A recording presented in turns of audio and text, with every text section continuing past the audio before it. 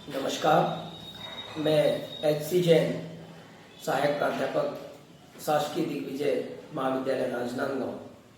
आज हम चर्चा करेंगे बीकॉम पार्ट 3 के वैकल्पिक विषय समूह मुद्रा एवं बैंकिंग के इकाई 3 के संबंध में बैंकिंग नियमन अधिनियम 1949 के मुख्य बिंदुओं की, इस अधिनियम के प्रमुख प्रावधानों के संबंध में हमने पिछली चर्चाओं में समझा था कि नाम, क्षेत्र तथा तिथि धारा 1 के अनुसार क्या होगी, बैंकिंग की परिभाषाएं क्या होंगी और बैंकों के व्यवसाय का क्षेत्र क्या होगा।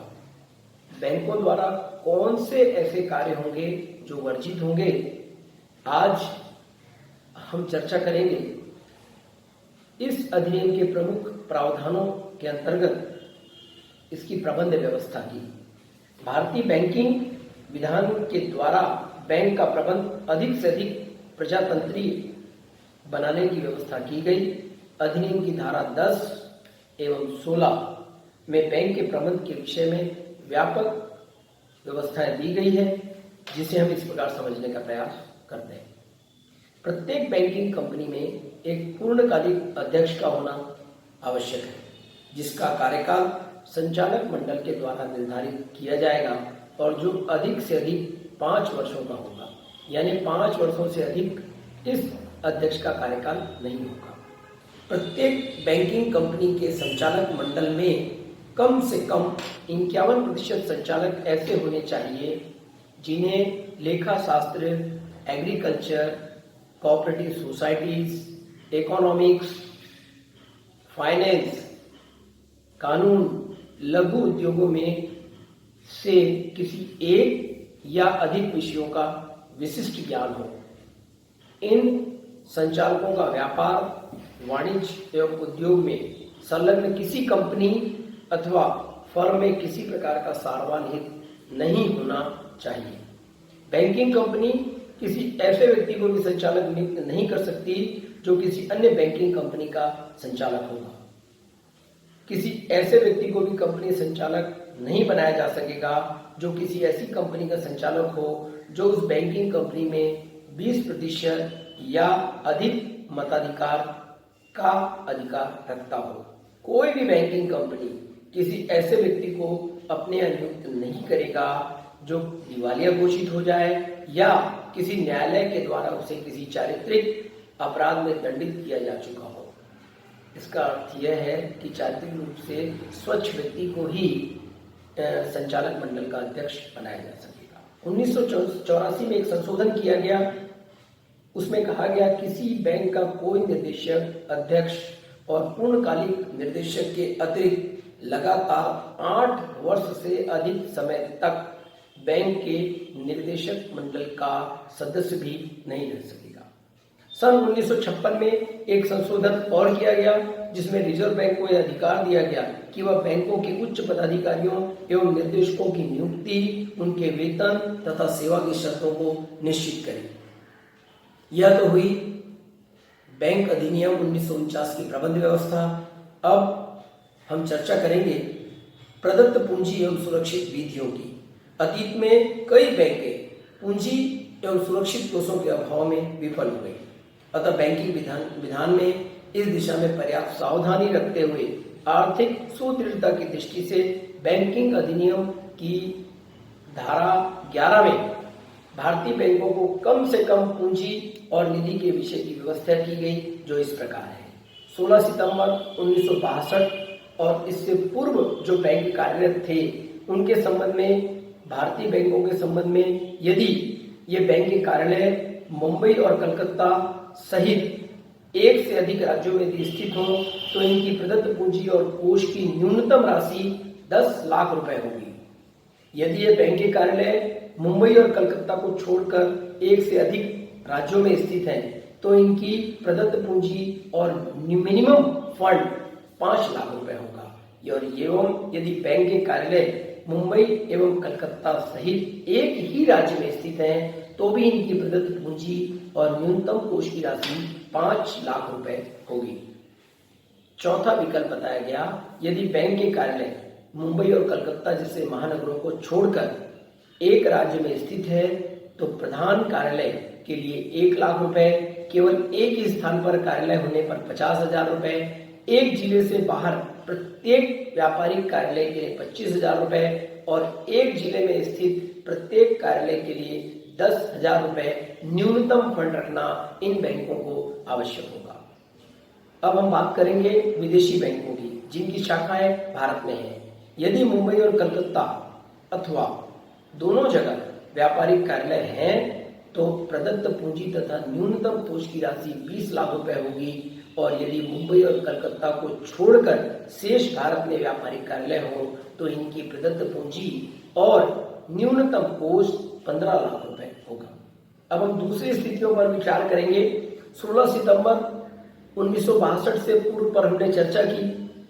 अब यदि 16 सितंबर 1962 के पश्चात स्थापित बैंक हैं तो एक संशोधन किया गया कि इस तिथि के पश्चात स्थापित होने वाले किसी भी भारतीय बैंक की प्रदत्त पूंजी यानी पेड अप कैपिटल और सुरक्षित कोष यानी रिजर्व फंड मिलकर 5 लाख रुपए से कम नहीं है।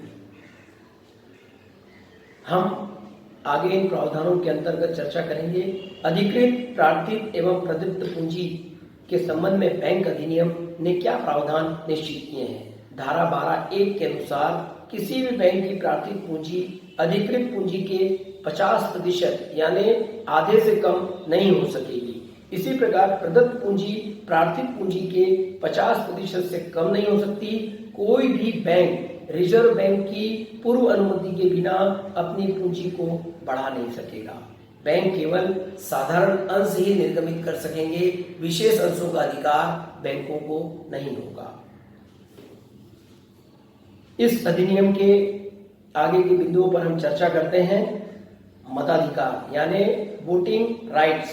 धारा 12(4) के अनुसार प्रत्येक शेयर होल्डर को उसकी अंश पूंजी के अनुपात में ही मत देने का अधिकार होता है, किंतु एक अंशधारी किसी भी दशा में कुल मतदान के 1% से अधिक मतदान का अधिकारी नहीं होगा।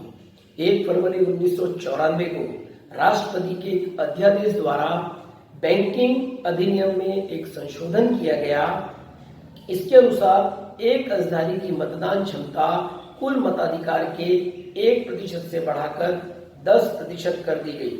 इसके फलस्वरूप बैंकिंग उद्योग में निजी क्षेत्र के प्रवेश को प्रोत्साहन मिल सकेगा। 10% करने की भावना यही थी कि निजी क्षेत्रों को प्रोत्साहित किया जाए, निजी क्षेत्र के लोग रुचि लेकर बैंकिंग कंपनियों में निवेश करें, जिससे बैंक के आर्थिक ढांचे को मजबूती मिल सके, साथ ही देश का आर्थिक विकास भी तीव्र गति से हो सके। अगले बिंदुओं पर हम चर्चा करते हैं। लाभांश वितरण पर प्रबंध। धारा 15 में यह व्यवस्था की गई कि यदि कोई बैंक तब तक लाभांश वितरित नहीं कर सकेगा जब तक कि वह अपने संपूर्ण व्ययों और हानियों को पूरा न कर सके। इसका अर्थ यह हुआ कि जब तक बैंक के खर्चे पूरे नहीं हो जाते, बैंक की पूर्व की कोई हानियां समायोजित नहीं हो जाती, तब तक बैंकों को किसी भी प्रकार के लाभांश वितरण करने का अधिकार नहीं होगा। इन व्ययों और हानियों में पूंजीगत प्रारंभिक व्यय भी शामिल हैं, जो कि बड़ी मात्रा में किए जाते हैं। यदि अनुमोदित प्रतिभूतियों सुपर एनुएशन सिक्योरिटीज के मूल्य में ह्रास हो गया हो तो इसकी व्यवस्था किए बिना भी बैंक अपने लाभांश को वितरित नहीं कर सकेगी। अन्य प्रतिभूतियों के संबंध में भी ह्रास के लिए संतोषजनक कंपनसेशन यानी क्षतिपूर्ति की व्यवस्था करने के बाद ही लाभांश बांटा जा सकेगा। अर्थ यह है कि बैंक के असाधारण और साधारण व्ययों की पूर्ति हो जाने के पश्चात ही बैंक लाभांश वितरण की दिशा में आगे बढ़े। इस अधिनियम में यह प्रावधान किया गया है। साझे संचालकों पर रोक। अगले बिंदु पर हम समझेंगे। धारा 16 के अनुसार यदि कोई व्यक्ति एक से अधिक बैंकों का निदेशक नहीं बन सकता। इसके अतिरिक्त यदि कोई व्यक्ति ऐसी कुछ कंपनियों में भी निर्देशक हो जिसके पास सामूहिक रूप से किसी बैंक के 20% से अधिक शेयर हो तो वह व्यक्ति उस बैंक के निर्देशक मंडल का सदस्य नहीं हो सकेगा। इस प्रावधान को बनाने के पीछे उद्देश्य यह था कि कुछ थोड़े से व्यक्ति बैंक की ऋण या किसी भी प्रकार की उसकी इकोनॉमिक पॉलिसी को प्रभावित न कर सके। अगले बिंदुओं पर हम चर्चा करेंगे सुरक्षित कोष यानी रिजर्व फंड। बैंकों की आर्थिक स्थिति को दृढ़ करने तथा जमाकर्ताओं के हित को अधिक सुरक्षित करने का उद्देश्य इस रिजर्व फंड का था। धारा 17(1) में यह व्यवस्था की गई कि प्रत्येक बैंक को अपने वार्षिक लाभ यानी प्रॉफिट का 20% भाग उस समय तक सुरक्षित कोष में जमा करना आवश्यक है जब तक कि सुरक्षित कोष की राशि प्रदत्त पूंजी के बराबर न हो जाए। सन 1962 में एक संशोधन किया गया। इसमें कोष की राशि प्रदत्त पूंजी के बराबर हो जाने पर भी बैंक को 20% सुरक्षित कोष में जमा करते रहना होगा जब तक कि प्रदत्त पूंजी और कोष मिलकर कुल निक्षेपों का 60% तक न हो जाए। इसका अर्थ यह हुआ कि पहले 1962 से पहले यह व्यवस्था थी कि 20% लाभ का भाग लगातार तब तक रिजर्व में रखना है जब तक कि प्रदत्त पूंजी के इक्वल या राशि नहीं हो जाए, किंतु 1962 में संशोधन करके लगातार भले ही प्रदत्त पूंजी के अतिरिक्त भी राशि हो जाए तो भी बैंकों को यह कोष निर्मित करके इसमें राशि रखने का आदेश दिया गया। कैश रिजर्व के संबंध में जो व्यवस्था है वो हम समझेंगे। धारा 18 के अनुसार गैर अनुसूचित बैंकों को अपनी कुल निक्षेप कम से कम 3% राशि नगद रूप में रिजर्व बैंक अथवा स्टेट बैंक अथवा अन्य किसी भी अधिसूचित बैंक के पास चालू खाते में जमा करना आवश्यक है। रिजर्व बैंक ने इस प्रतिशत को आवश्यकता अनुसार 15% तक बढ़ा दिया है। ऋणों पर प्रतिबंध धारा 20 के अनुसार बैंक द्वारा दिए जाने वाले ऋणों पर अनेक प्रतिबंधों का प्रावधान किया गया जो निम्न है। कोई भी बैंक अपने अंशों की जमानत पर ऋण नहीं दे सकता। दूसरी बात बताई, कोई भी बैंक बिना पर्याप्त जमानत के अपने निर्देशकों को ऋण नहीं देगा। ऐसा इसलिए किया गया ताकि निर्देशक किसी भी प्रकार से बैंकिंग प्रणाली का कोई अनुचित लाभ न ले ले, इसके लिए यह कानून की व्यवस्था की गई है। कोई भी बैंक किसी भी ऐसी फर्म या कंपनियों को ऋण नहीं दे सकता जिसमें उसका कोई संचालक या अंशधारी ऋण प्राप्ति के लिए प्रतिभू यानी श्योरिटी है। रिजर्व बैंक यदि चाहे तो किसी भी बैंक को अनसिक्योर्ड लोन देने से इनकार कर सकता है। प्रत्येक बैंक को प्रतिमाह आरक्षित ऋणों का एक वितरण रिजर्व बैंक के पास भेजना पड़ता है। रिजर्व बैंक को यह भी अधिकार है कि यदि वह चाहे तो किसी भी बैंक को ऋण नीति के संबंध में आदेश दे सकता है। अब हम समझेंगे लाइसेंस के संबंध में बैंकिंग अधिनियम 1949 के द्वारा क्या व्यवस्था की गई है। लाइसेंस धारा 42 के अनुसार प्रत्येक बैंकिंग कंपनी को अपना बिजनेस प्रारंभ करने के पूर्व रिजर्व बैंक से लाइसेंस लेना अनिवार्य है। रिजर्व बैंक उन्हीं बैंकों को लाइसेंस प्रदान करता है जो निम्न शर्तें पूरी करते हैं। पहला, बैंक की वित्तीय स्थिति संतोषप्रद होनी चाहिए। दूसरा, बैंक का कार्य संचालन जमाकर्ताओं के हित में होना चाहिए। इसका आशय यह है कि जमाकर्ता अपनी छोटी छोटी बचत बैंकों के पास जमा करते हैं, उनके हित को किसी प्रकार की क्षति न हो जाए, इसके लिए बैंकिंग अधिनियम 1949 में उनके हितों को सुरक्षित रखने के लिए उक्त व्यवस्थाएं की गई है। रिजर्व बैंक द्वारा बनाए गए नियमों का पालन करने की गारंटी देना भी बैंक के द्वारा आवश्यक है, और यदि बैंक भारत के अतिरिक्त किसी अन्य देश में पंजीकृत हो तो उस देश में भारतीय बैंक के विरुद्ध किसी भी प्रकार के भेदभावपूर्ण शर्तें न हो और वह विदेशी बैंक इन अधिनियम की धाराओं को पालन करने के लिए तैयार हो। विदेशी बैंक भारत में बैंकिंग व्यवसाय सार्वजनिक हित में कर रहा हो, न कि अपने निजी हित में कार्य कर रहा हो। बैंक द्वारा उपरोक्त शर्तों की अवहेलना करने पर रिजर्व बैंक लाइसेंस को रद्द कर सकता है। इस संबंध में भारत सरकार से अपील की जा सकेगी, जिसका निर्णय अंतिम होगा। यदि रिजर्व बैंक ने किसी आपत्ति के कारण बैंक को लाइसेंस देने से मना किया है तो निर्णय के विरुद्ध कोई भी अपील नहीं की जा सकती है। सज्जन बैंक लिमिटेड बनाम रिजर्व बैंक ऑफ इंडिया विवाद में यह स्पष्ट किया जा चुका था कि रिजर्व बैंक द्वारा संतुष्ट न होने पर लाइसेंस को अस्वीकृति व्यवसाय करने के मौलिक अधिकारों पर कुठाराघात नहीं है। शाखाओं का विस्तार एवं स्थानांतरण। इस अधिनियम की अन्य प्रमुख प्रावधानों में हम चर्चा करेंगे। धारा 23 के अंतर्गत बैंकिंग सेवाओं के अवांछनीय संकेंद्रीकरण को रोकने के लिए यह व्यवस्था की गई कि प्रत्येक बैंकिंग कंपनी को नई शाखा खोलने या स्थापित शाखाओं के स्थानांतरण करने के लिए रिजर्व बैंक की पूर्व अनुमति लेना आवश्यक है। रिजर्व बैंक अनुमति देने के पूर्व उस बैंक की वित्तीय स्थिति, गत वर्षों के आर्थिक विवरण, सामान्य व्यवस्था, आय की क्षमता और जनहित आदि अनेक बातों पर विचार करता है और इन मुद्दों पर संतोष हो जाने पर शाखा खोलने या हस्तांतरण करने की अनुमति दे सकता है। तरल कोष, लिक्विड रिजर्व। बैंकों के लिए तरल कोष रखना नितांत आवश्यक होता है। धारा 24 के अनुसार प्रत्येक बैंक को अपने कुल दायित्वों का कम से कम 25% भाग नगद कोष, स्वर्ण अथवा अनुमोदित प्रतिभूतियों में रखना आवश्यक है। 1 अप्रैल 1992 में इसे बढ़ाकर 30% कर दिया गया। रिजर्व बैंक को यह अधिकार है कि वह तरल कोषों को 40% तक बढ़ा सकता है। संपत्ति का भारतीय अंश। धारा 25 के अनुसार भारत में व्यवसाय करने वाली प्रत्येक बैंकों को भारतीय व्यवसाय से निर्मित संपत्तियों का कम से कम 75% भारत में ही रखना होगा। इससे विदेशी बैंक के प्रति यह शिकायत भी दूर हो जाएगी कि वे भारत में प्राप्त जमाओं का एक बड़ा अंश विदेशों में भेज देते हैं। अन्य व्यवस्थाओं में बैंकों द्वारा विवरण भेजना। प्रत्येक बैंकिंग कंपनी को समय समय पर अपने प्रधान रिजर्व बैंक के पास निम्नलिखित विवरण तैयार करके भेजना आवश्यक है। पहला, तरल कोष एवं देयता संबंधी मासिक विवरण पत्र। भारत में संपत्ति एवं दायित्वों का त्रैमासिक वितरण। अनअभियाचित जमा राशियों का विवरण, परिसंपत्ति एवं देयताओं का विवरण, अन्य विवरण जो व्यवसाय से संबंधित हो। लेखा एवं अंकेक्षण।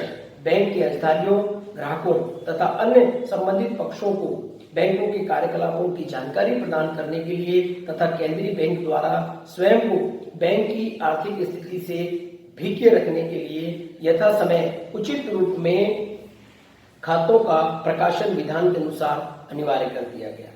इसके साथ ही 31 मार्च एवं 30 सितंबर को छमाही लेखे तैयार करने पड़ते हैं तथा 31 मार्च को समाप्त होने वाले वर्ष के लिए लाभानी खाता तैयार करना भी अनिवार्य होता है। इन खातों का किसी योग्यता प्राप्त अंकेक्षक से विधिवत अंकेक्षण कराना भी अनिवार्य है। अधिनियम के अनुसार प्रत्येक बैंक को लाभ-हानि खाता एवं अंकेक्षक की रिपोर्ट निर्धारित विधि से प्रकाशित करवाकर उसकी 3 प्रतियां 3 माह के अंदर रिजर्व बैंक के पास भेजना अनिवार्य है एवं अंतिम खातों की 3 प्रतियां भी कंपनी रजिस्ट्रार के पास भेजना अनिवार्य है। निरीक्षण अधिनियम की धारा 35 के अनुसार केंद्र सरकार के निर्देश अथवा स्वयं के निर्णय पर रिजर्व बैंक किसी भी समय अपने अधिकारियों के द्वारा बैंक की लेखा पुस्तकें, खाते तथा विवरणों आदि का निरीक्षण कर सकता है। बैंक के निर्देशकों तथा अधिकारियों का यह कर्तव्य है कि वह निरीक्षण अधिकारियों के सम्मुख सभी खाते, लेखा पुस्तकें, प्रपत्र, वे सारे वाउचर्स और सूचनाएं जो उन्हें जरूरी हो, जांच के संबंध में आवश्यक हो, निर्दिष्ट समय में उचित विधि से प्रस्तुत करें। रिजर्व बैंक के निरीक्षण के बाद केंद्र सरकार को उसकी रिपोर्ट प्रस्तुत की जाती है। निरीक्षण संबंधी रिपोर्ट की एक प्रति बैंक को भेजी जाती है और उसमें नियत अवधि के भीतर अनियमितताओं को दूर करने की आज्ञा भी दी जाती है। धारा 38 के अनुसार यदि बैंक निर्देशों की निरंतर अवहेलना करे तो रिजर्व बैंक उसके समापन हेतु उच्च न्यायालय में एक एप्लीकेशन भी सबमिट कर सकता है। अगली बात में हम पढ़ेंगे बैंकों का एकीकरण।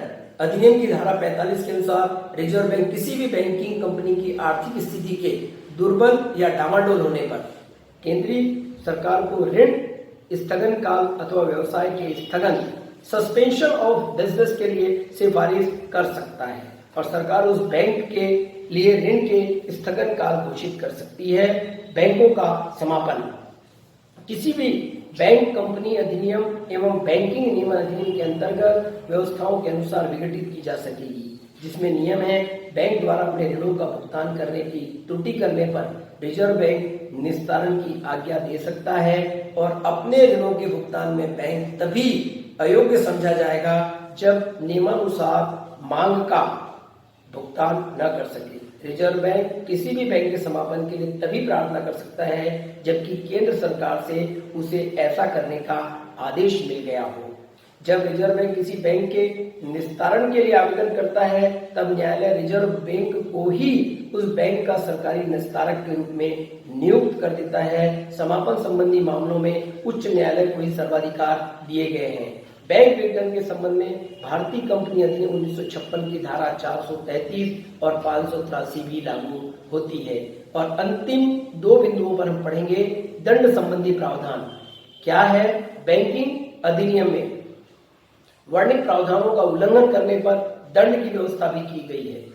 पहला है किसी भी व्यक्ति द्वारा गलत तथ्य को जानबूझकर सही बताने पर अथवा आर्थिक चिट्ठा या किसी विवरण या प्रपत्र में किसी आवश्यक तथ्य को प्रदर्शित न करने पर 3 वर्ष का कारावास और अर्थदंड धारा 46 आई के अंतर्गत किया जा सकता है। यदि बैंक का कोई पदाधिकारी धारा 35(2) के अंतर्गत प्रकट करने योग्य सूचनाएं, प्रपत्र व पुस्तकें नहीं देता अथवा निरीक्षक के प्रश्नों के उत्तर नहीं देता तो प्रत्येक दोष पर 5,000 रुपए प्रतिदिन का अतिरिक्त दंड भी धारा 46(2) के अनुसार लगाया जा सकता है।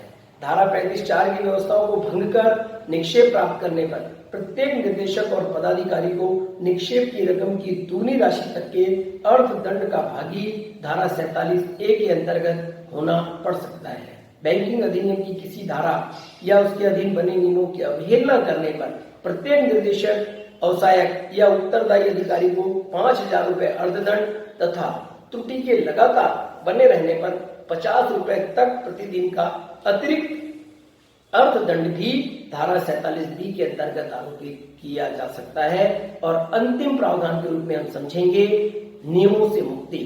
धारा 53 के अनुसार केंद्र सरकार रिजर्व बैंक की सलाह पर किसी भी बैंक को बैंकिंग अधिनियम की किसी धाराओं के निश्चित अवधि तक लागू होने से मुक्त कर सकती है। सरकार ऐसी घोषणा राजपत्र में प्रकाशित करती है। नमस्कार। अब हम अगले चर्चा में पढ़ेंगे सहकारी बैंक संबंधी क्या प्रावधान है।